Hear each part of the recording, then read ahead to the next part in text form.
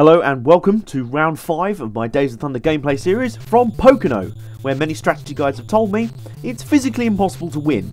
So if I've not been able to win at any of the previous tracks on the schedule, I really haven't got a hope in hell here, have I? So time to get my head down and just bank some points and get third place in the championship. Seeing as this is not the current NASCAR Sprint Cup chase, as designed by Brian France, there's absolutely no motivation to win at all, is there? So there's no point. And the topic of today's video is the NASCAR Nationwide Series. Every week now it seems to be the same story. Nationwide Series race comes on, the TV coverage focuses exclusively on the 3 or 4 Cup drivers at the front, inevitably, ignoring all the Nationwide regulars. Everyone then gets tired of the Cup drivers winning all the time, moans about it. Then you get the counter argument saying, well, the only reason anyone watches Nationwide is because of Cuppies. Oh my god, the only reason anyone sponsors because of Cuppies. Oh my god, oh my god, oh my god.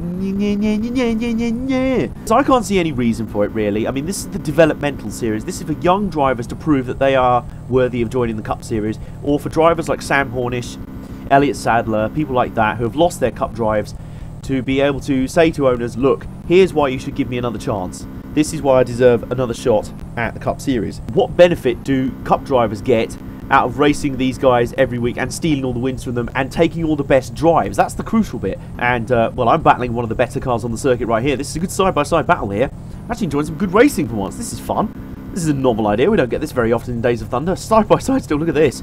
At this very high-banked Pocono, with pink sky, pinky purple sky. I have no idea what kind of meth binge the developers were on when they said that Pocono looks like this. And I have no idea what sodding meth binge the developers were on when they said, oh, what happens if you bump the car in front in NASCAR? Your engine gets damaged and you lose about 30 miles per hour down the straights. For the longest time, one of the counter-arguments has been, oh, well, the Nationwide Series drivers love having the Cuppies along. Parker Kligerman tweeted something similar to this last year. You're assuming that NASCAR drivers always speak their own opinion and aren't micromanaged by PR people and their managers to say stuff that will avoid them getting fined by NASCAR and anything uncontroversial. And you're assuming that this is a universal opinion. Basically, Brad Keselowski tweeted that he said, I'm confused. Why does the only successful and profitable second tier in all of sport need changing? It's a bit rich from him to talk about, because he is one of the Cuppies who are taking away victories from the Nationwide regulars. Mechanic, do you want to actually fix the engine now?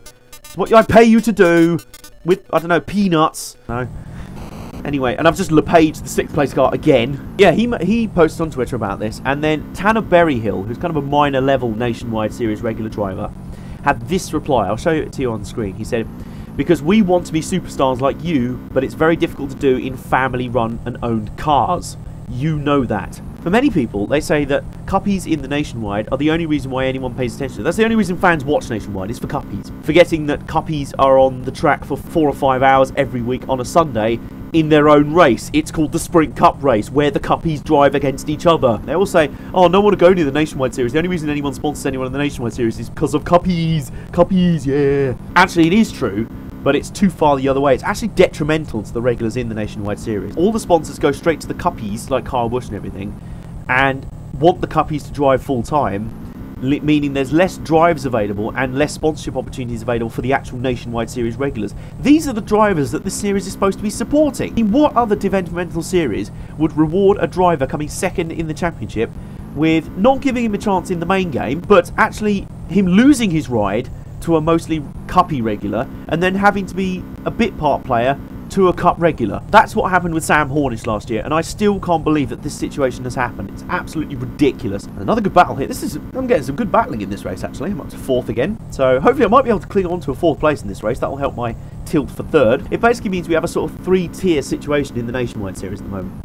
We have the front 4 or 5 in every race, which is Cuppies, in the best cars. That's the crucial thing as well. They are inevitably in Cup team equipment. Why? These cars should be going to the developmental drivers. These are the teams that do it. Like in the V8 Supercar development series, the Dunlop series, there are the AAA. All the top teams have development teams in that development series, but they run rookies. That's the whole point. You're developing future drivers. As you'll notice once again by the fuel gauge, the game is once again screwing me over, buggering me up the arse.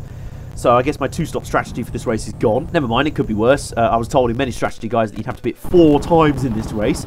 Considering how the tyres have gone off, I don't blame them for that, but I mean, that strategy only works if you can get a decent pit stop, and that is physically impossible with Team Turdberger at the controls. Excuse me, Fuel Man, you have one job. One job.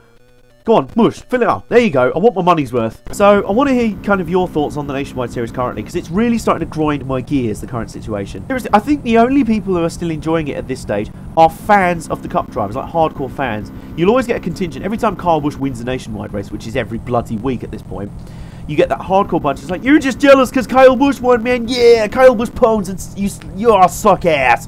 Oh my god, haters gonna hate. Oh my god. And the whole point that the only reason Nationwide Series has any fans is because of Cuppies is really, really disrespectful. Did nobody watch the Busch Series before when Cup ringers were less common? Why does no one watch the Truck Series then? No one should be watching the K&M Pro Series by that logic. No one should be watching Wheel and Modified. No one should be watching any of these because they haven't got Cup drivers in. This is just the sort of PR media spin that is trying to turn NASCAR stock car races into WWE wrestlers with storylines and controversial interviews and gimmicks and eliminator rounds in the chase, yeah. Once again, Brian France failing to understand all about how to run a motorsport. People have their favourite drivers in every series. I have my favourite Sprint Cup drivers, Kurt Busch, Marcus Ambrose. I have my favourite Nationwide drivers, Regan Smith. I have my favourite truck drivers, Jeb Burton. I have drivers I like in every series. Kenzie Ruston in the K&M Pro Series. Race fans appreciate any sort of racing and they enjoy it and they find their own people to follow in that series. And it's kind of cool watching drivers coming up the rankings. Last year, we had a champion of the Nationwide Series who didn't win a single race. How is that even a thing? I'm jumping back into the pits for a little bit more fuel because I don't want to get screwed over by fuel yet again. Come on, that's enough now. Mashing the button. No, you're just being annoying now, aren't you? Well, you can f*** off. Anyway, come on, just 2 laps to go. Come on, we got to hang in there now. Come on, white flag in the air now.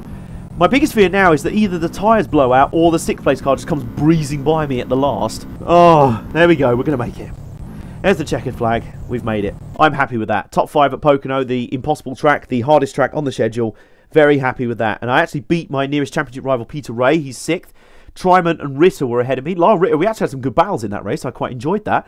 Wow, for the first time in this series, I've actually enjoyed playing Days of Thunder for once. If only the more of the game was like that. And, whoa, look at that. The battle for 3rd is so close. I'm level on points with Peter Ray in 4th, 8 ahead of Joe Tryman in 5th, and 11 points ahead of 6th. So this is going to be an epic battle with only a few rounds to go. Sponsor angry at your poor performance will withdraw unless you improve driving. I'm sorry, what the... I am literally speechless. Okay, let's just recap what I've had to battle through in this series, shall we? Number 1, a car that doesn't turn in the corners and there's no way to adjust it. This is the tightest race car I have ever driven. It's tighter than a nun's vagina. B, terrible tyres that go off, work faster than option tyres in F1. 3, awful fuel mileage that varies all over the place and f***ed me out of a potential 3rd place at the last round. 4, awful pit crew who have no idea what the f*** they're doing and cost me positions every single race. AI opponents that cheat and just block consistently every race. But no, even though I've averaged top 5 finishes in every single race this year bar 1 and I'm 3rd in the points, it's somehow my fault for not being good enough. Well, I tell you what, Harry Hogg, I hope your next is a porcupine. You can continue in the series. Now let's see you win some real races. I tell you what, Harry, you give me a real working race car and I'll win you some real races, you cum stain. And I want your views on the health of the Nationwide Series. Do you think Cuppies are good for the sport, or are you like me and just think they should sod off really, and that these potential NASCAR changes to limit the amount of race they can do, they're a good step? Let me know your thoughts. Whatever side of the story, I want to hear it. Drop it off in the comments below. Let me know.